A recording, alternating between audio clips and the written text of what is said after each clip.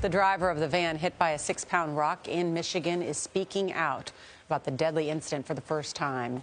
Stephen Amthor says he's devastated. He could not save his friend's life. Kenneth White was killed when the rock smashed through the windshield. 5 high school students are charged with second-degree murder for allegedly throwing the rock. Adriana Diaz is in Clio, Michigan, at the intersection where the incident happened. Adriana, good morning. Good morning. The men were on this highway driving home from work. It was about 8:30 p.m., so dark out like it is now. They were driving about 70 miles per hour under this overpass when in an instant, their routine commute turned into a horror scene. I don't blame myself what happened. I blame myself like I couldn't do enough. Stephen Amthor says Kenneth White's death left him feeling angry and numb.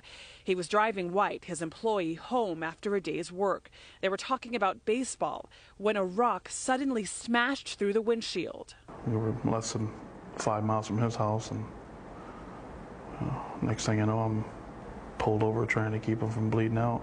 Then came a difficult call. Amthor had to tell his own best friend, White's father, that his son was dead. Donald White is the victim's uncle. And he called my brother while sitting on the side of the road and cried, said, "Listen, I'm so sorry. I tried to do my best and I couldn't stop you from bleeding." White was killed by a 6-pound rock, about 5 inches wide and 8 inches long, allegedly dropped from an overpass above Interstate 75. Prosecutors say these 5 teenagers were responsible. Ages 15 to 17, the high schoolers shuffled into a courtroom Tuesday in chains.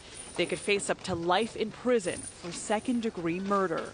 All pleaded not guilty. Frank Manley represents 16-year-old Mark Sikelski. What if they didn't do anything?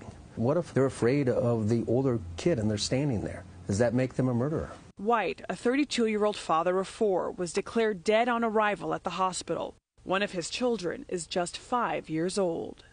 I will do everything I can to see that his son is taken care of.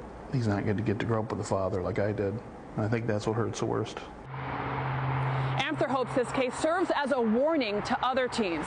He also wants the state to install nets or gates on overpasses to prevent another drive home from turning deadly. Charlie. Thanks, Adriana.